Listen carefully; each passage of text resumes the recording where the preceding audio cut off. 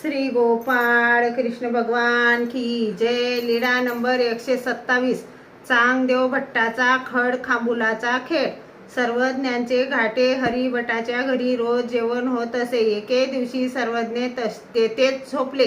चांगदेव भट्टाने भिक्षा मागून आणली आणि सर्वज्ञांना झोडी दाखवावी मग जेवावे असे म्हणून झोडी ठेवली व त्यावेळी त्यांना शक्ती संचार झाला आणि त्या भरात ते खड खांबुलाचा खेळ खेळू लागले। रात्रभर खेळतच होते। दुसऱ्या दिवशी सकाळी सर्वज्ञ तेथे गेले।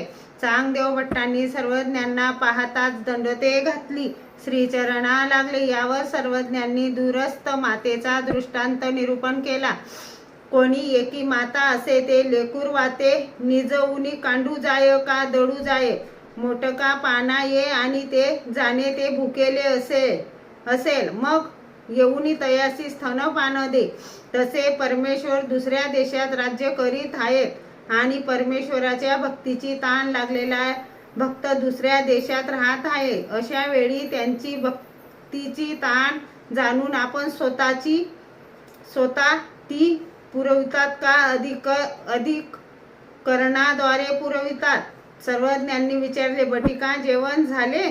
नाही जी। का बरे? त्यांनी सांगितले, जी पाणी नाही। तेव्हा सर्वज्ञांनी सांगितले, महात्म्यांनो, वेळ पडल्यास अलीकडच्या गावी जेवायचे आणि पलीकडच्या गावी पाणी प्यावे। त्यांनी झोडी सर्वज्ञांना दाखविली, त्यात भाजी नव्हती। सर्वज्ञांनी सांगितले, बटिका भिक्षा मागत असताना भाजी वरण काहीच नाही आले तर शेवटी घरी काही भाजी मागून घ्यावी। शेवटच्या घरी काही भाजी मागून घ्यावी। 5 दिवस सर्वज्ञांचा तेथे मुक्काम होता।